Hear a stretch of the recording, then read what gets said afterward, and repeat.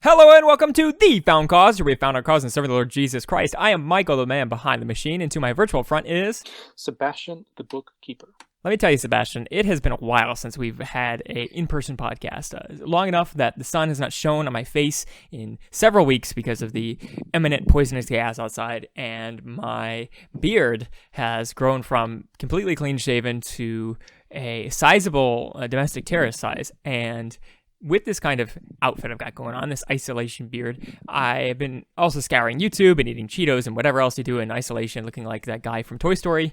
And I noticed that there's two prominent groups that have large beards, okay? There's Reformed Calvinists, that me and you are, and there's Eastern Orthodoxy, which is pretty much the exact same because both of us have beards. Now, I understand they have a different style of dress, but I saw this really cool video on YouTube where this just sweetie old Protestant guy goes to this Orthodox church. He's looking at all the smells and the bells and the bearded priest, and it just seems like the easy options. As soon as quarantine's up and I can actually go and smell and hear the bells and the smells, I'm thinking just I'm jumping ship. Like, forget Reformed stuff. I'm going straight for Orthodoxy. Do you have any comments? Niet. No. You cannot jump the Bosphorus. What are you doing? I don't speak Russian. Oh my gosh. No, you cannot. You can just jump ship and go swim across the Marmara Sea to Orthodoxy. Well, it's the same thing, isn't it? I mean, there's total of 5 people in the United States that are Orthodox. I'm thinking it's pretty cool. It's different. It's rare. I'll tell all the girls on Tinder that I'm Orthodox and they'll come just fawning all over me for being so different. Maybe they'll try to convert me. It'll be great. No. Just for starters. No. Just no. Let's talk about why you shouldn't convert to Orthodoxy. What a grand transition. Yes. So today's topic on the Found Cause podcast is Orthodoxy, and sorry for the jokes. Why do we even do this, Sebastian? All fake. I'm not swayed by that stupid video on YouTube about that guy going to an Orthodox church and being so impressed. Oh my gosh. Cry me a river. It's like no one knows the history behind these things, which is why we're going to talk about it today. So today we're going to take on the Eastern Orthodox Church, also known as the Greek Orthodox or the Russian Orthodox or the Eastern Orthodox, and there's many different names. They technically are different churches, the ones I just mentioned, but we'll get to that and maybe more. Today, we're also going to talk on Coptics and just everything in general in the East. So not Catholic, not Protestant, but Eastern Orthodox. Now, I want to preface this and say to everyone that it seems very inconsequential to be talking about Orthodoxy here in the States because there's very few Orthodox people here in the United States, much more likely to encounter a Catholic or even a Mormon or Jehovah's Witnesses than you are an Orthodox person. However, I'll say just personally, me and Sebastian, we are here in Minnesota, and there's a decent Ukrainian Orthodox tradition here, as well as Greek Orthodox, and that's a common thing in many big cities in the United States, so it's not like you'll never encounter somebody from the East. But more importantly, there's a recent trend of some high-profile Reformed Protestants moving and converting to Eastern Orthodoxy, a couple that James White has talked about in his podcast, The Dividing Line, but just in general, the Eastern Orthodox movement has an aura about it, I suppose, in the United States because it's so rare. And like we said in the intro, it's kind of hipster to go to the Orthodox Church because they're different and there's not a lot of people that do it. And they're steeped in tradition and they do a lot of weird things with the incense, the smells, and the bells. The beards. The beards, very long beards, much longer than a regular hipster beard. These are long beards. The robes and the weird traditions and kind of the same draws that people that want to convert to Catholicism have with all the fake history and stuff. Same with the Eastern Orthodoxy. So the Eastern Orthodoxy may be a little bit more real history, and it's seen as a enemy of Catholicism, and therefore maybe it's just as good as Protestantism, right? Because if the main draw of Protestantism is that it's not Catholicism, then maybe Eastern Orthodox qualifies. But we're here to warn you, and this is a passion project of Sebastian, and we're here to warn you that it's not on an equal playing field with Protestantism when fighting Catholic beliefs. In fact, just as a spoiler alert, it pretty much has the exact same problems as Catholicism with a couple different quirks on non-essentials. So we're going to go through it. We're going to dissect it one by one. But the reasoning is not only so that we can just know where not to fail and be reaffirmed in our beliefs as true Christians here on this podcast, but also so that should we encounter one of the rare few Eastern Orthodox people here in the States, we know where they're coming from and how we can approach them. But also, the Eastern world, Russia and Greece and the Muslim world that has minority Christians in it are slowly becoming more and more globalized, and we see them more and more in our workplaces or just immigrants. So we might end up seeing more and more Eastern Orthodox people here just from the fact that that world is becoming more exposed to us. Yeah, absolutely. And primarily what started this trend to more contact with the East after the schism, we're going to talk about that too, was primarily the Russian Revolution. A lot of Russian theologians, for reasons of life or death, left the Soviet Union to avoid being executed by the communist regime. And also, in addition to that, something that people don't realize a lot in the US is that California and parts of the East Coast are huge for the Armenian community. There are more Armenians abroad than there are in the actual country of Armenia. So, yes, because in this episode we're lumping in not just Russian Orthodox or Eastern Orthodox in general, but also Coptics, which is the Armenian church. Exactly.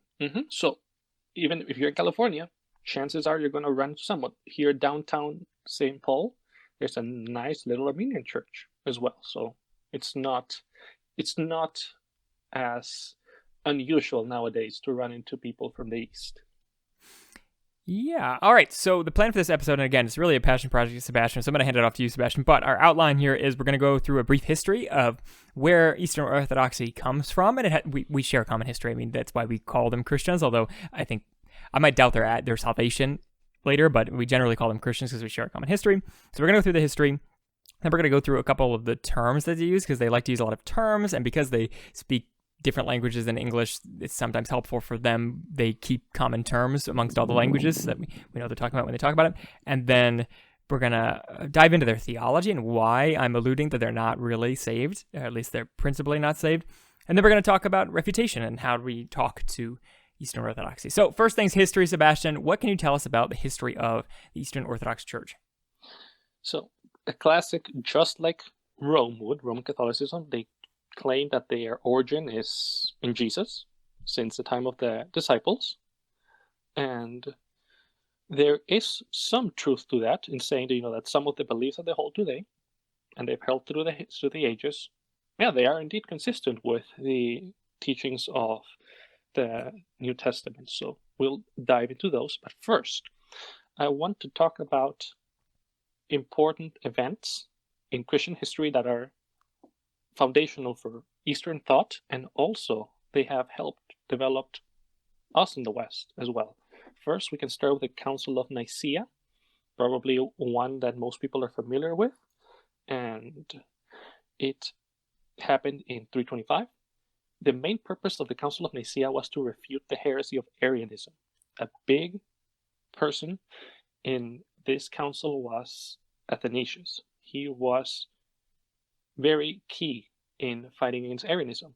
In fact, a significant amount, I want to say possibly close to half of the Christian world at that time, was following the teachings of Arius and his followers as well. The premise of Arianism was that Jesus was not eternally coexistent with God and was exalted into divinity. If it sounds familiar to you already, has a lot of similarities with Mormonism, in which Jesus is an exalted man, like a human being. So, in part of this council as well was the essence of God. And remember that word. I'll put a pin on that, essence. It's going to come back later as well. In addition, the Council of Nicaea helped lay the foundations of it, vocalizing and trying to understand the Holy Spirit, because there was a heresy known as the Macedonians who denied the divinity of the Holy Spirit. So, as you can see, Nicaea and also the Council of Constantinople, both are intertwined, played a key part in shaping our understanding of the essence of God, his relations between Jesus and the Father, and also the Holy Spirit. Yeah, and I think that the reason this is such a popular council, not only is it one of the first public council, right? This is your history right as soon as the Eastern Roman Empire officially became Christian, and the emperor wanted to figure out what the truth was, because there was all these different claims about how Christianity should be run and what the truth was about Jesus' godhood. So hence the council, and hence all the reasons for it. But what should be noted is that for 300 and something years, a little less than 300 years, Christianity had been developing, right? And we call it the Church of the East because it's east of Rome, and that's really, European-centric thing, but the Christianity obviously started in Jerusalem, which is the East in our perspective. So the Church of the East was the dominant church, right? And it included house churches, hidden underground churches, and then semi-public churches throughout its history until this 325 mark in Constantinople, and in Ephesus, and in Jerusalem, and in Antioch, and in Alexandria, and throughout Egypt, and Asia, and Greece. So it's all the churches pretty much that are written to in the epistles and are talked about throughout the Bible. It's all to the quote-unquote Church of the East. There's a few letters to saints in Rome, of course, but it's the Romans, and then there's addressing of people in the West, but the majority of Christians are in the East. So it's really the church. It's all the church is for its first couple of centuries is this Eastern church. And so that's why I said in the beginning, we share this history, right? This is our history too, Christian history in general. Nicaea is an important point. Mm-hmm. And also, you're going to notice as well that the greatest theologians of the early church were, as we have described, Easterners, in the eastern side of the Roman Empire. Whereas back then, it was considered the West was actually the backwater where all the non-intellectuals were. Mm-hmm. The roles, I will say, the roles will switch eventually. Not to sound too crass, but we'll talk about that later as well. The next significant council that really shaped Christianity, I would say, would be Chalcedon. This was in 451. The main point of the council was to establish the harmony between the humanity of Jesus and his divinity. So Christ's humanity is not confused with his divinity. He wasn't just a specter that appeared. He was fully human and fully divine at the same time. He had to be fully human to take our place as the perfect lamb to appease the wrath of God, and he had to be fully divine too in order to be free from sin. So that was the conclusion of the council, to fight Nestorianism as well, the heresy that emphasized more the humanity of Christ. So, in addition to this, there's also caused a division in the Eastern Church. There was a division within the East between the Coptic Church, that's what we know later, Alexandria, Antioch, and Armenia. Those are the Coptics. And then the Eastern would be Orthodox. That would be Turkey area, Greece, Bulgaria, Serbia, and eventually Russia as well. But that caused a division. Yeah, and in case anybody's curious, it's over, only the most serious pressing issues. Just kidding. I think they're incredibly non-serious. This is one of these councils that I find is really political.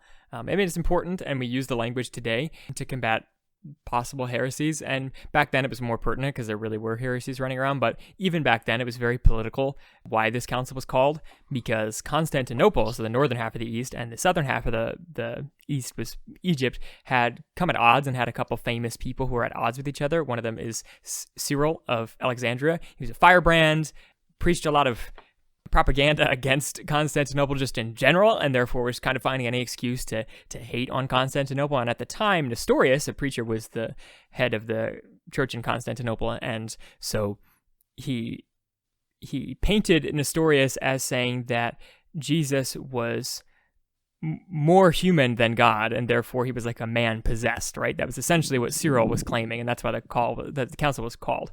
But Cyril's hatred against that side of things, which I don't think is it wasn't necessarily heretical. It might have been painted badly by Cyril and his supporters that they were saying that Jesus was like a man possessed, because his side, Cyril's side, and so the Egyptian side and then eventually the Armenian side, like you just mentioned, Sebastian, said that he was more God than man, essentially, that he was fully God, but with one drop of manhood. So like imagine a full glass of water, and you have one and all the water is godhood of Jesus, and he's the cup, and then you plop in one tiny drop of manhood in there, right, so that he can be a man. And the North was saying, well, that sounds a lot like you're saying he was never a man. It sounds like Arianism, right, that he or like weird Gnosticism, or he never really was a human. We would rather say that he's a cup of all human with one drop of God in him. And so again, it was more like a political thing where they're trying to distance themselves from each other as opposed to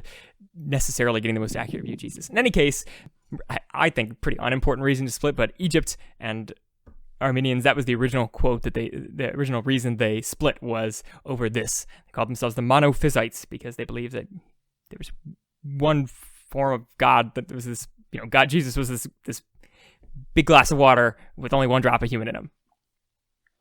Exactly, yeah, so not very balanced, and you're right, there's a lot of politics. Something, I might as well point it out now. If you notice, who is calling the councils? The government. Exactly, yes, the emperors are always calling all the council. Even the iconoclast council was called by an emperor, which is very interesting. Talk about that later as well. So in the East, you're seeing that a lot of the councils are gathered by the government, sponsored by the government. It's going to be important later as well, eventually when the Byzantium dies a sad, painful, slow death. But a council that did not happen in the East, and by that I mean that there were really no representatives from the East, was Carthage.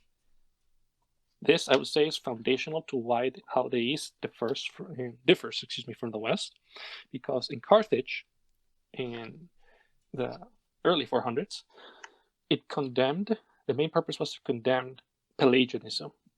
What was Pelagianism? Pelagius, or at least people say that he preached that you can, on your own accord, become good and go back to and be in heaven in the presence of God. Yeah, that we weren't born with sin. Grace. Yeah. Yes, so the West, meaning Tunisia area, Spain, Italy, France, England, condemned that. Whereas in the East, they just gave in my opinion, just a gentle approval to the council rather than actually thinking it through. So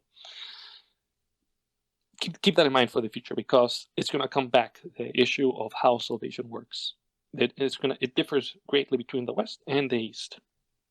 Some important church figures that I think would be good to look into, and I mean outside of the podcast, would be people like Athanasius. He has some pretty good writings, lays the foundation as well for the Trinity and also Eastern thought. For sure, Ignatius of Antioch has some fantastic readings as well.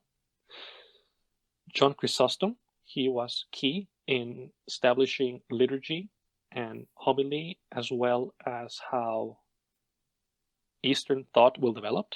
John of Damascus as well. He served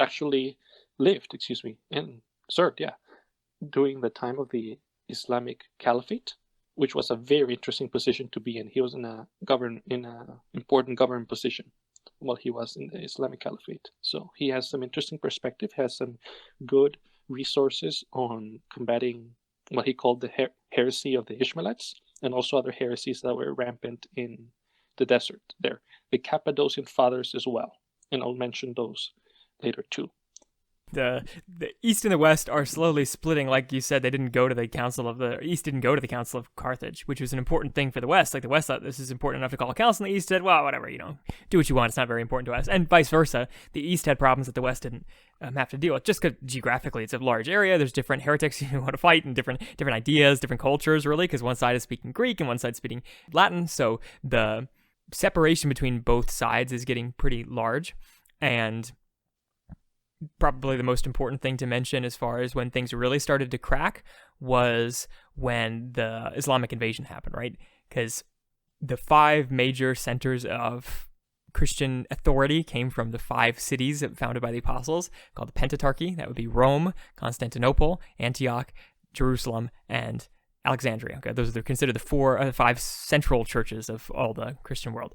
And when Islam invaded, they took over and destroyed more or less the Christian output from Alexandria, from Jerusalem, and from Antioch, and threatened Constantinople. So it pretty much, in the West, it left only Rome, and now it was extra powerful because 3 out of 5 of the major centers of Christianity had been taken out. And to add insult to injury, a 6th unofficial center of learning was North Africa. It's where Augustine is from. It's where a lot of firebrand preacher types are from. It was also wiped out by the expansion of Islam, right? Or at least cut off from the major Christian communications because of the expansion of Islam. And so Rome ended up alone on one side and Constantinople ended up alone on the other side. And now it's just, death stare down the middle, right? Like there's only one left in the way of us being the only city that rules off Christianity. And so both got extra mad at each other after the invasion of Islam simply because of numbers. So, yeah, at the schism, it was mainly, I would say, political, like all things in the East at that point, in which the subject of controversy was not only the authority of the Pope, but also the different understanding as well. Part of it was drawn and would develop to be the filioque clause, in which states that the Holy Spirit proceeds not just from the Father, but also from the Son. To the East, they really didn't like that. And this is something that started to really separate the two. It also didn't help that the papacy declared that all the churches in the Christian world need to bow and listen to the Church of Rome. That didn't help too. Well, and it should also be noted that several years earlier, the Pope and the East had already split and had to come back together over the dating of Easter, which is like the most petty thing you could possibly split over. So they'd already split. They're already ready to split. They're kind of looking for an excuse at this point. Mm-hmm. Right. So, yep, it became very political. They tried again to join back in the Council of Florence. Also very political. It's pretty sad to read, actually. Try to read the Latin and the Greek. No, very sad. Also called by the Eastern Emperor to try to reconcile the two churches. Then, after that, there aren't any significant councils that are recognized universally. Because they split. So the important thing is they Yes. split at this time over the filioque clause in particular, which is this measure of how the Holy Spirit proceeds from either the Father or the Son. And this is about in the thousands AD. I should know the date. Do you have the date on you, Sebastian? 1041 or something? Oh, yes, 1054. 1054. There you go. So around 1000 AD, 1054, they split and have never looked back at each other since. So they've never rejoined again like they did previously, and they've really gone off. They were already in their own little worlds, and now they've especially gone off into their own little world. So we've already talked about Roman Catholicism and what happened in the West, but this episode is about what happened in the East. And spoiler alert, not a lot happens in the East. They pretty much stay more or less the same for the rest of their time. But let's talk about it. Yes. On a lighter note, in the 60s, if I'm not mistaken, the Patriarch of Constantinople and the Pope at the time. The 1960s? The 1960s, yes. They took back the anathemas that they gave to each other, so... Aw, cute. At least they're not throwing knives at each other anymore, so... Yeah. Let's talk about the developments of their beliefs. So, something that's going to stick out if you go to an Eastern church, it's going to be all the paintings, all the icons that you see on the walls. I remember being inside one when I was in Switzerland, of all places, but there are Russians and Ukrainians everywhere. And there's a lot of iconography. Ikonos is the Greek word for image, so that's what it means. It's just an image. And the Orthodox claim to be very important part of the church tradition. In their words, and I try to mimic as much as possible what they say, they're a window to the heavens, and also window to the saints, to Christ, and to God. Their justification for the importance of icons is that God took a physical form. Jesus is the image of God. The creation is an image of the will of God. So they believe that it is a fine thing to depict either Jesus or the saints physically through a painting as an icon in their memory. So this is a summary of what John of Damascus said. He was the biggest person to support the icons. There was a time in the 600s in which icons were banned by three Byzantine emperors, This was the iconoclast controversy, iconoclasmos. That's the destruction of icons. It was a pretty heated debate. A lot of people died. Like the mobs in Constantinople, they really wanted their icons, so they would slit the noses of some priests that were iconoclasts that were just appointed by the emperor. The patriarch was publicly executed because he was an iconoclast. It was really, really, really bloody. There was a mini council of Ieria that was called by the emperor to say that, yeah, let's ban icons. But then never recognized. Eventually the iconophiles, from phile meaning friend in Greek, so people that support the icons, like John of Damascus, they eventually won, and never again was it really an issue in the Eastern Church of icons. And I think one thing that confused me when I first heard about this whole concept is that, like, almost who cares, right? Now, I understand that when you walk into one, it's kind of just when you walk into a church and it's got all these pictures of things, it's kind of disturbing because it seems like a Hindu temple or something where they have all the pictures of their gods, which, yeah, is a legitimate complaint. But I think what's important to note for anybody who's not familiar is that these images, these icons, it's not just like stained glass like you'd have in a regular church where there's a scene of somebody that's doing something, right? Like an angel or Jesus or Mary or whatever. They are spiritualized, so it's the reason we call them icons instead of just like the pictures that the Eastern Orthodox do. The reason we give it this special thing is because they have certain looks. So imagine a Rembrandt painting, right? It has a name to it, right? Like Old Man by the Sea. I don't know any Rembrandt paintings, but Starry Night by Van Gogh. Okay, that's a painting, right? That's what they call a particular image of Jesus, a particular icon of Jesus. There's several icons of Jesus, but every one is like a masterwork, and they're reproduced the exact same way and then distributed amongst a lot of churches. So it's like a special magical picture of Jesus that's reproduced and sent to a bunch of different churches. And it's not just Jesus, it's tons of church fathers, it's Mary, it's a bunch of stuff. And so it's more than just a depiction of Jesus or a depiction of the saints. It's a particular depiction of the saints that is considered holy. And like you said, some vision, and there's a window into heaven and window into saints and whatever. I mean, you can hear my attitudes on it. It's just idolatry, just like Roman Catholicism has idolatry, except this one is formalized, like really formalized idolatry, which is hence all the iconoclastic violence, because you can see why emotions would be running high for those who love their idols and those who don't like them.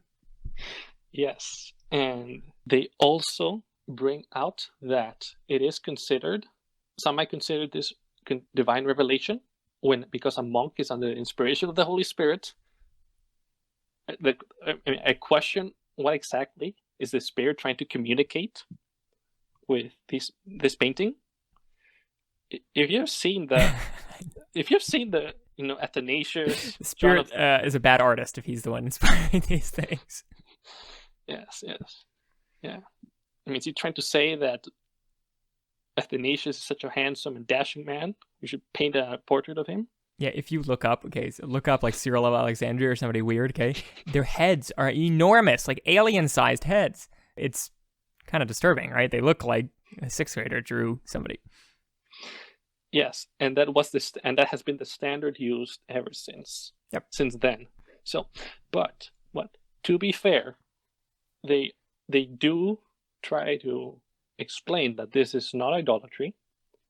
They tried, like in how we talked about in Catholicism, there's dulia, which is for saints and Mary, and latria, which is for God alone.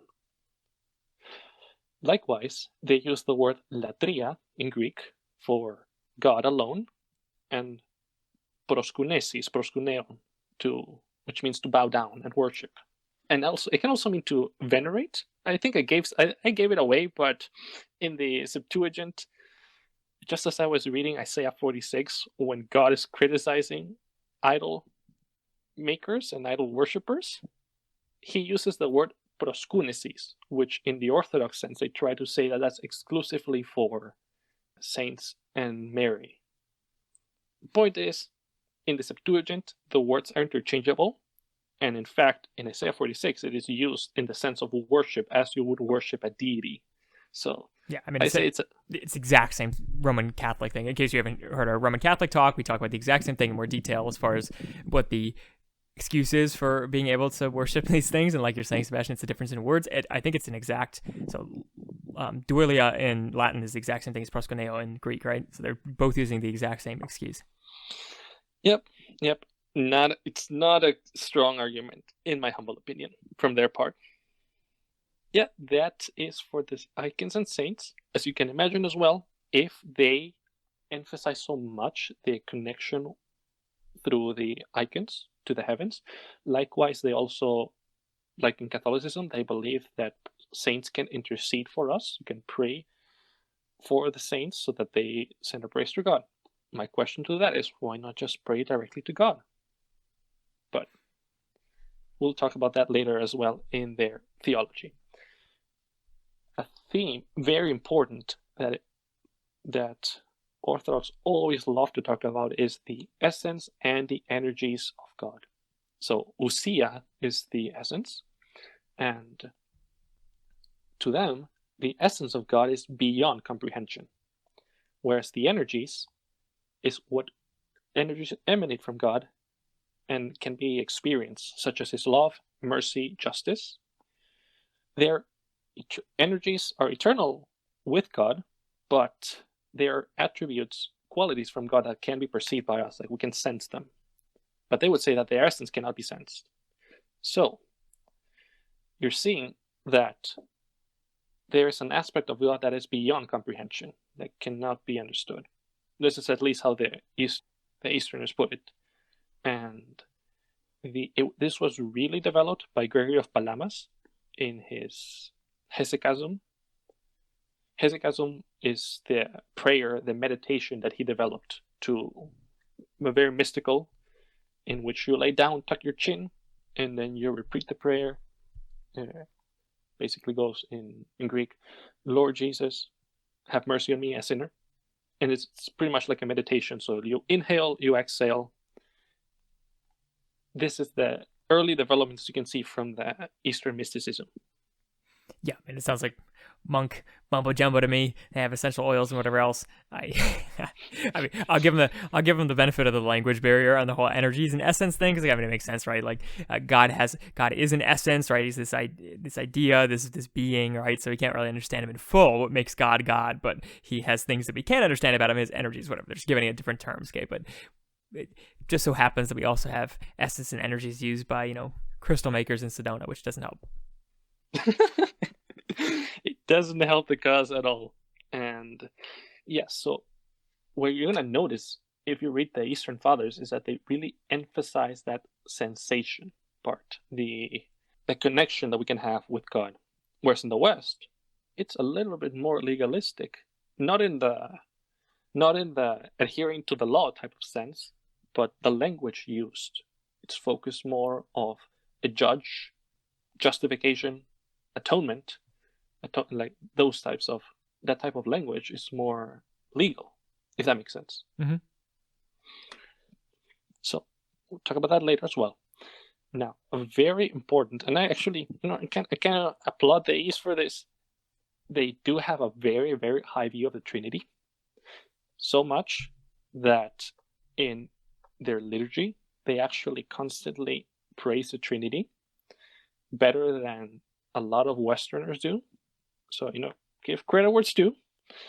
And it was one of the first things they fought, right? So if you're going to keep something, try your best hits. Exactly. Yes. So you're going to notice that because the divinity of Jesus was such, and the Holy Spirit was such an issue in the East, their emphasis is going to be that. They nailed that down.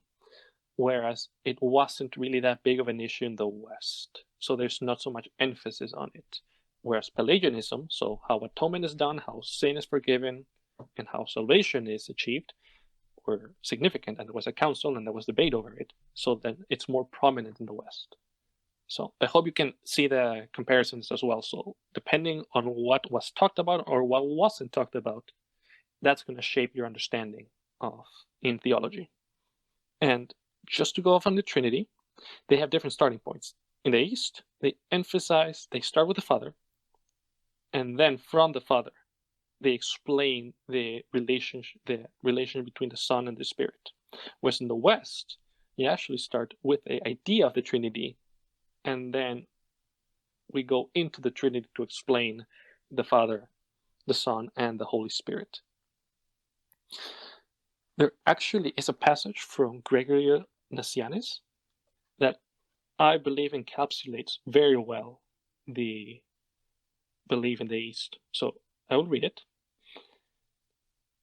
This I give you to share and to defend all your life, the one Godhead and power, found in the three in unity and comprising the three separately, not unequal in substances or natures, neither increased nor diminished by superiorities or inferiorities, in every respect equal, in every respect the same, just as the beauty and the greatness of the heavens is one, the infinite conjunction of three infinite ones, each God when considering himself. As the Father, so the Son. As the Son, so the Holy Spirit. The three one God, when contemplated together, each God because consubstantial. One God because of the monarchia. No sooner do I conceive of the one than I am illuminated by the splendor of the three. No sooner do I distinguish them than I am carried back to the one. When I think of any one of the three, I think of him as the whole, and my eyes are filled, and the greater part of what I am thinking escapes me. I cannot grasp the greatness of that one so as to attribute a greater greatness to the rest. When I contemplate the three together, I see but one torch, and cannot divide or measure out the undivided light. That sounds pretty good, right? Sounds Trinitarian to me. Yeah, so a lot of emphasis on that in the perichoresis, the relationship between the Trinity, the persons of the Trinity, a lot of emphasis on that. So kudos to them on that. They also have an interesting concept of theosis, which is we become like God. It is not Mormonism in the sense that we are becoming a God, but we're simply being restored to the proper union and relationship with God. I think it's a fine term to have. In the West, we'll be more familiar with calling it sanctification. Yeah, I mean, it's basically just sanctification, but we humor them by calling it theosis because it's just that. Exactly. Yes. The biggest problem with the East, though, I'm going to say, is their view on Revelation and the Bible. Because, unlike, I would say, the Roman Church has the decency to properly categorize the Bible and tradition. You can say some tradition is based on the Bible, or, they say tradition is developed because we are the church and we tell you to believe this. Whereas in the Eastern churches, the Bible is not mixed with tradition, but it is in the same category. It is distinct, but it is in the same category. Hence, why you might have a lot of struggle when trying to debate with an Orthodox. But, well, they just don't. I mean, the summary is, and we'll probably get into what their modern day belief is now in theology. The summary is they don't hold the Bible as high as we do. They don't hold the Bible in as high regard as we do because they mix it with man's own traditions. And so if Gregory of Nicaea said something, it's equally as good as if Paul said something in Ephesians. Yep. At least in the modern understanding, would they give a little bit more priority to Paul? Most likely, but it's they don't read a big golden crusted book of Gregory of Nicaea, right? So they do have at least the origins of respecting the Bible a lot, but in practice, I think that they don't. Exactly. But yes, you're right. Let's press on to their theology. I alluded to the essence that some parts of God are knowable. This is called apophatic theology. It's basically negation theology. So you approach God or understanding of God by negation, by saying what he is not. The main guy who pushed this were Origen and Pseudo Dionysius, and also Gregory of Nyssa. By saying that when you say that God's essence is unknowable, and you focus on the energies of God, what you can experience from him, in my opinion, you're cutting off already a big portion of study. You're saying, no, I can't possibly understand this, so I'm not going to bother to study this. So I would say that it's dangerous because you're limiting your study of Scripture. Yeah, and it's frankly just not scriptural, right? I mean, it's from Origen, it's from these Eastern people, maybe from the culture. I've heard talk say that Indian Christians also have a similar bend, that they like to hear what God is not. That's more helpful for them, quote unquote, than hearing what God is. But if you think about the Gospels, like you think of John, and Gospel of John, he says God is light, God is love. Like he's saying positively what what God is. And John's from the East, Apostle John's from the East. I don't think that culture or whatever gives the Eastern Church an excuse to have this weird philosophy of only stating that you can know what God is not, but not what God is. Of course you can know what God is. That's what his revelation is, right? You might not know all of God, and I can get behind that, but you can know his energies, you can know these traits that he's revealed about himself. It's a cop-out. I mean, I despise vague tradition, and that is the biggest pillar of the Eastern Orthodox Church, it seems. It is, yes. And there is actually a passage that I just encountered today. I take it as a sign that it's from Deuteronomy 29. I've never heard could be proven wrong. I've never seen an Eastern theologian quote this one, and they probably should, because there is truth that there's some things that we don't know about the Lord. So here it is. The secret things belong to the Lord, Yahweh, our God, but the things revealed belong to us and to our children forever, that we may follow all the words of this law. A couple of things that you might see, Michael. Clearly it points out that there are things about God that have not been revealed to us. But speaking about the law that he just gave to Moses, there was a purpose to this revelation. And we would say the same about the Bible later as well, the full Bible as well. There is a purpose, and God has decided that the things that he has revealed are sufficient for us, right? Mm-hmm. So, just saying that there's so much that we just don't know, and focus rather than experience, not good, I would say. And then that led to mysticism in the Middle Ages. So rather than scholasticism, which was monasteries in the West, in Catholic Europe, they were places of study as well as worship, but mainly study. And that led to some great minds like Bernard of Clairvaux, B1. And whereas in the East, there's this mystical, the desire to experience, to have visions of God, theoria. That was when you contemplate God, you start having visions of him. I mean, I don't know. I don't really know what they were seeing. I don't know if they were seeing anything at all, but people with big heads, right? Little green men. When you start praying, and if green version of Athanasius appears before you, probably not doing something not very good. Yeah. So I would say that's a very important highlight to keep in mind. There's this, because you're saying that we cannot know God. Okay, you're limiting. People are not gonna study him. Then they're not gonna study him the same way as they have done in the West, in Catholic Europe, and even in the Reformation.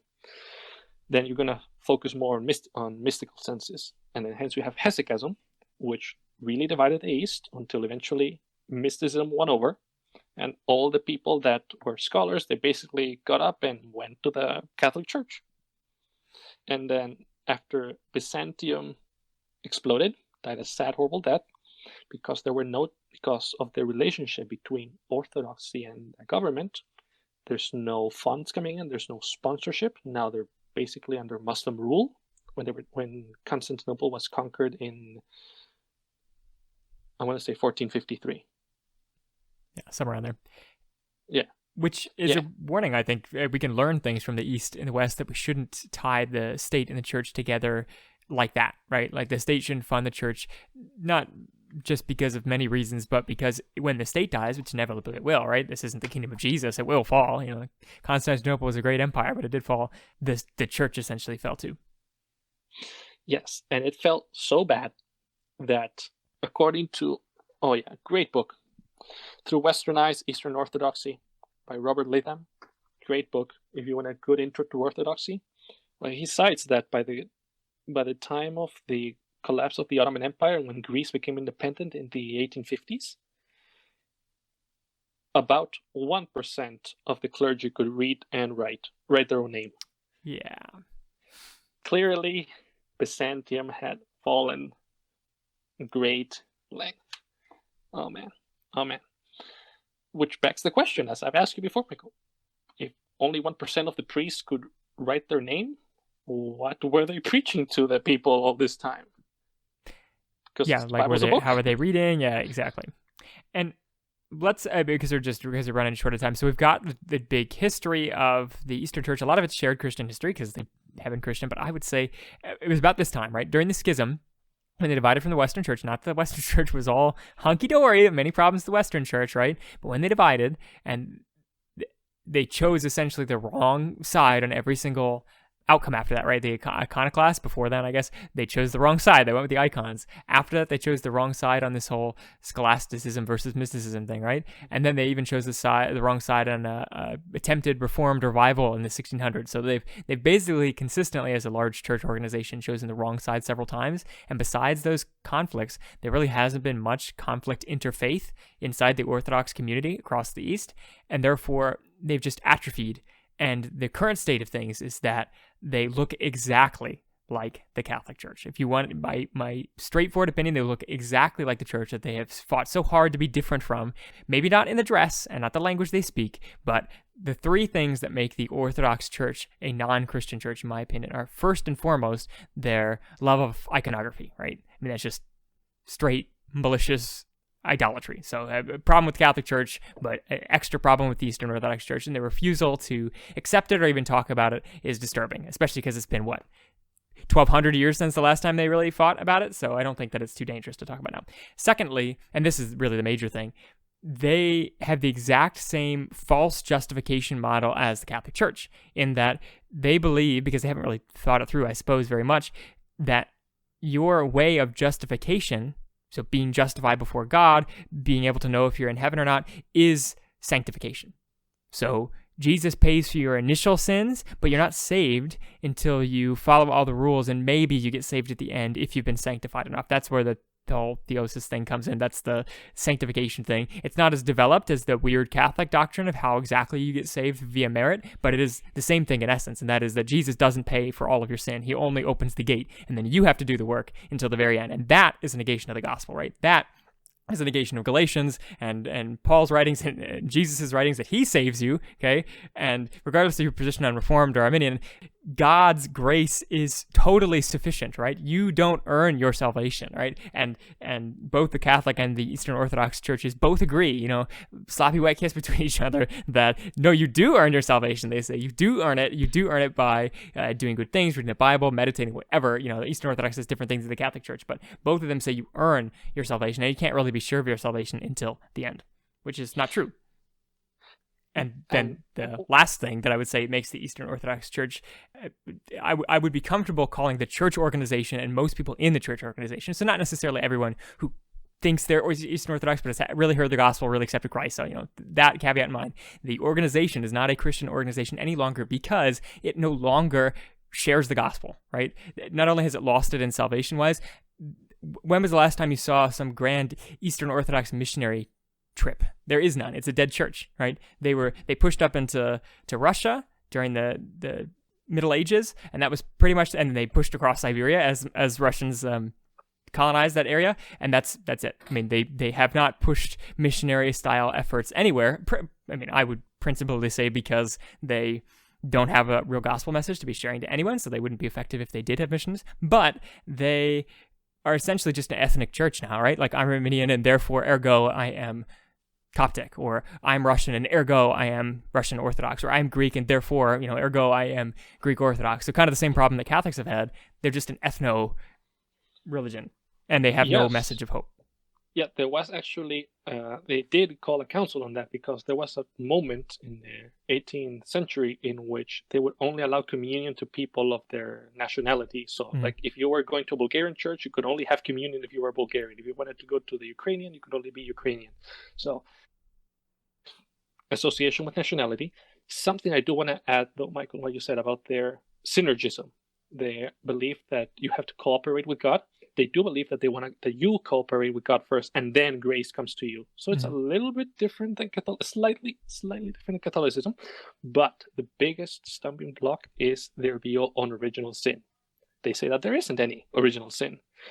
So, for your comparison, for our viewers, think of it like this: in Rome, at least Reformed, Catholic or Lutheran, we would say you're dead in sin, and you need grace to get out of that state. Mm-hmm. Some would say, that grace is given and then you cooperate. Rome would say, yes, grace is given to you by baptism and also by the sacraments, and then you have to do good things. So, they add things to grace. But in the East, they think of it as a disease. So us as Reformed, you and I, Michael, would say, you're totally dead in sin. You're a rotting corpse. And whereas in the East, they would say, you just have a disease. Yeah. So they see it more fall from innocence versus complete separation from God. So, well, and it goes back to that council, right? Because that's what you were alluding to when we talked about that Council of Carthage, right? The West dealt with this and labeled the view of not believing in original sin heresy, and the East just kind of nodded in its approval. It didn't write it down in the record books that, yes, we agree that Pelagianism is heresy. And now, all these years later, once they've abandoned all reason and logic and have just made it an ethno-religion, they've become Pelagians. That's what they've done it. They've become Pelagians.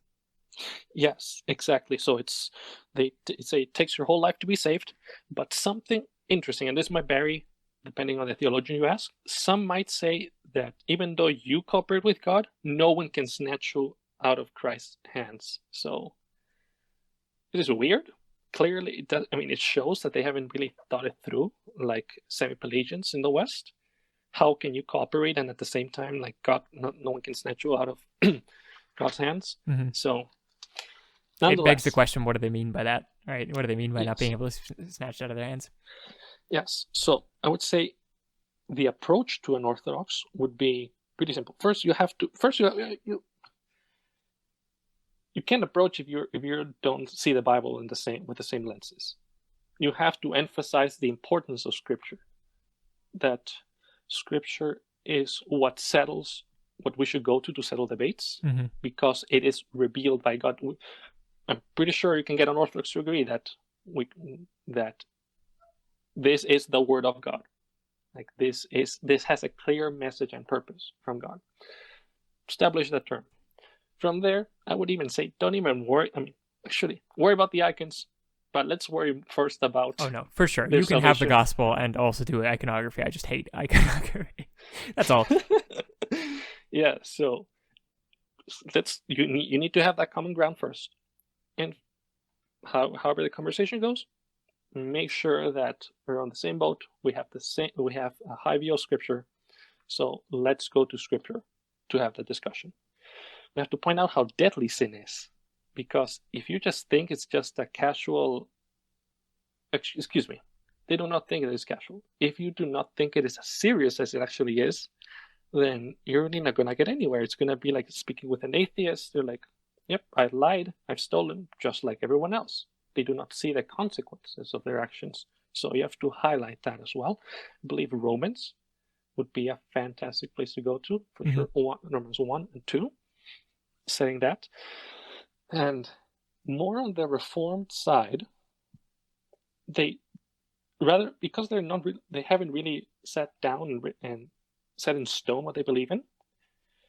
It is easier to actually know what they don't want to believe in. So, reading some stuff on my own from what is required of a convert from Orthodoxy. So, to Orthodoxy, from Protestantism. You have to affirm that Christ is truly present in the Eucharist. You have to accept all the sacraments. You don't really have to deny that stuff about faith alone, which I find very fascinating. But there's something that you do have to deny, and that is you're hinting at it, Michael, from that council in the 1600s. You have to deny predestination. They despise all theologians that I've read from today, like Timothy Ware, Stylianopoulos, or Vladimir Losky. They hate the Calvinist teaching of predestination. And this was after the time of Patriarch Kirill Lucaris in the 1600s. He was the Patriarch of Constantinople. He went to Poland because there was a growing attack from the Catholic Church by the Jesuits, mainly in Greece and Turkey area, snatching away the Greek people from the Orthodox Church. So he wanted to develop some grand strategy to combat papacy.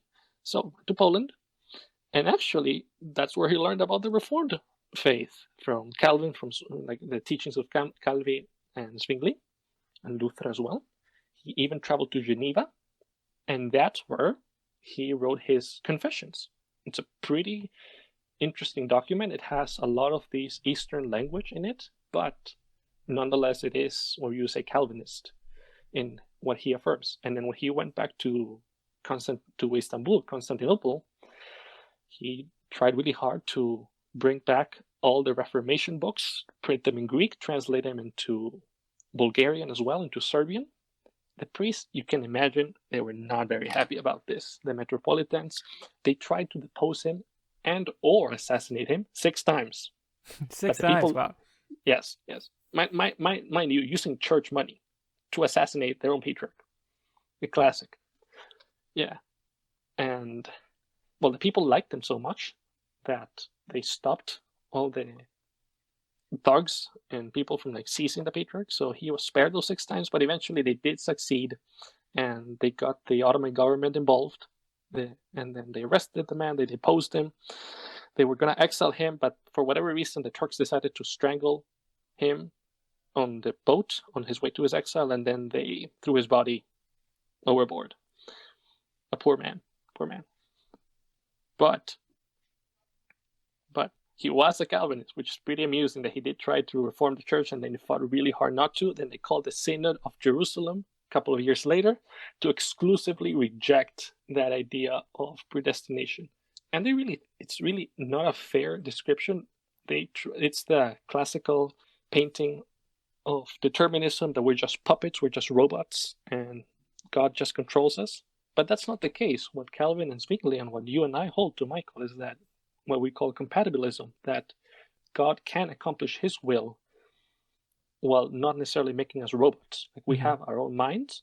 We are limited in the scope that God can trump our thoughts, our desires, our plans, as he has said in Isaiah 46 and Isaiah 10.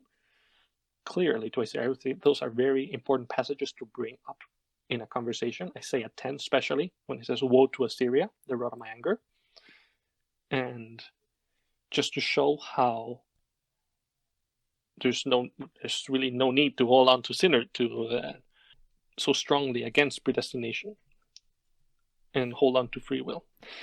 As you mentioned, they really have focused on the visual. If you go to an Orthodox service, they call it Divine Liturgy.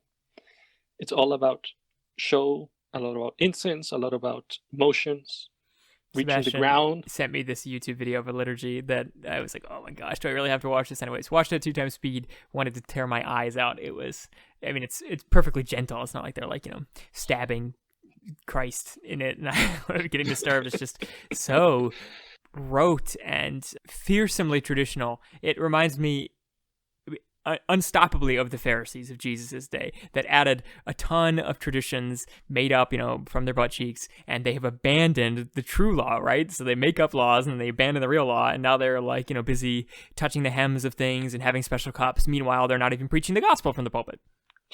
Yes, I'm glad you said that, because I have friends all over the world, Michael. I have friends, Armenian friends, I have Russian friends, so I've asked, and yes, they do not emphasize so much as verbal preaching as we do here in the United States.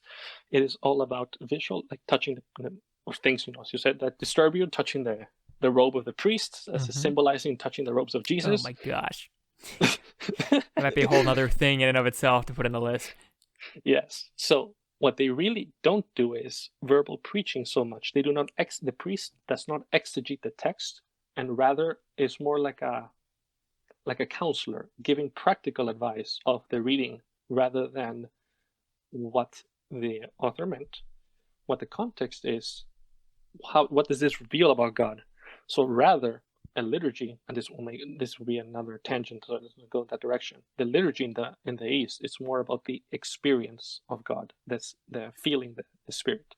Sounding Pentecostal, but not quite. Yeah, not quite. Sounds like seeker-friendly evangelical. Yeah, so if you're not this also goes back to the early beginnings. I believe it was Gregory of Nyssa. He detested language. He thought that language cannot possibly describe God, so he thought it's better hence the emphasis on energies. Those are more real.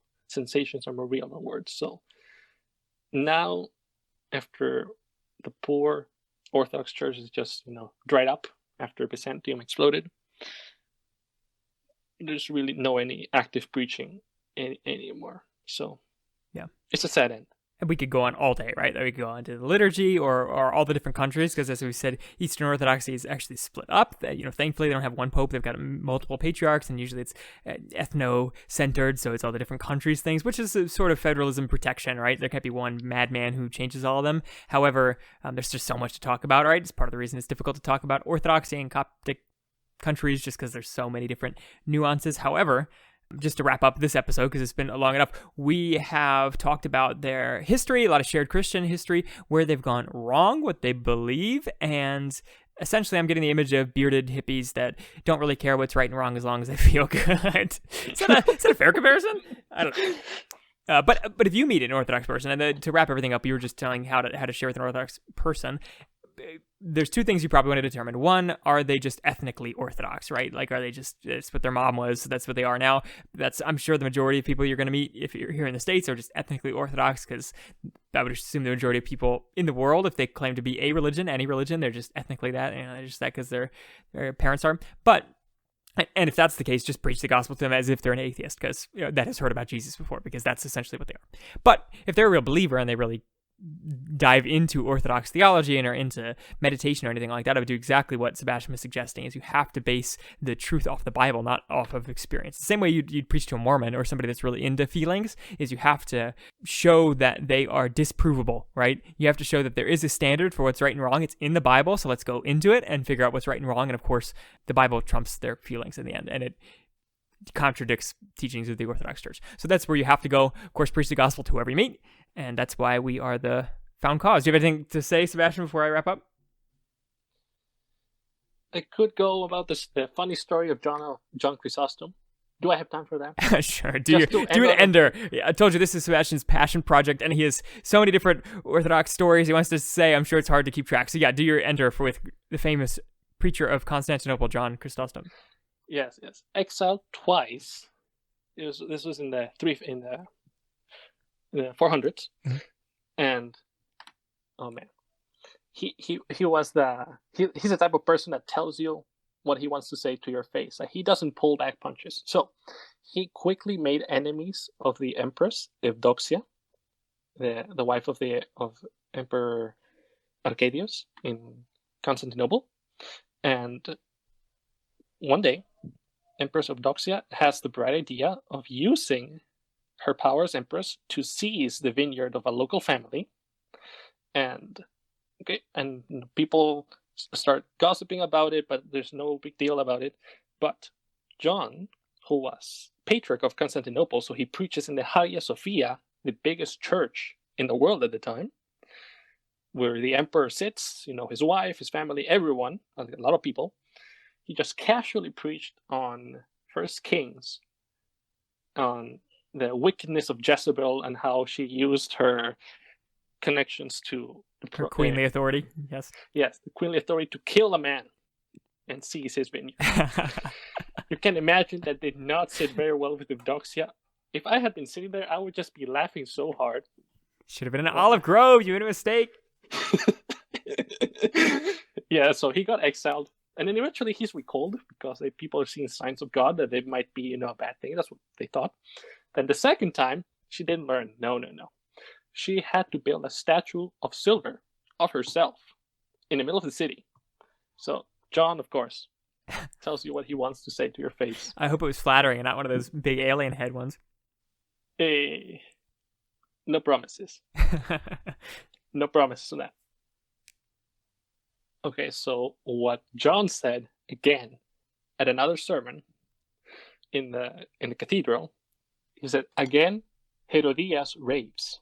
Again, she's troubled. She dances again, and again desires to receive John's head in a platter. So that was John John Chrysostom speaking of himself as John the Baptist, and Herodias was wife of Tetrarch Herod, who had John the Baptist killed. Yep. And of course, this caused him to get banished. Oh, I didn't get beheaded. Maybe that's why I said it. yeah. And yep, she didn't live very long either, so John continued to outlive her. My gosh. It's a lot of fun stories like that. So I hope that was an interesting ending. Yeah, and that shows our shared Christian heritage, so that's why people would consider them Christians, although, again, I would question whether they really are based on their beliefs. Anyways, that's why we have talked about them. I think it's interesting enough to talk about and learn for our own benefit and what mistakes we shouldn't make as Christians here, and also in case we ever encounter them in the wild west. That is why we That's California. And California. That's the Wild West. And that's why we have found our cause and served the Lord Jesus Christ. I've been Michael, the man behind the machine, and to my virtual friend has been Sebastian, the bookkeeper. Thanks for listening. If you want to see the rest of our episodes, you can go to foundcause.podbean.com and see all of our episodes available for download. There's now 41. Wowee. You can see our last episode. It was a fun catch-all on Christian work ethic, and we even getting some weird communist-sounding things about corporate slavery. That's cool. Me and Sebastian really enjoyed that last episode, but you can download any of those for your listening pleasure and put them on 3 times speed, whatever you want. You can see us on Spotify or facebook.com/foundcause or YouTube, where we post every week. And until next time, thanks for listening. Bye-bye. Bye.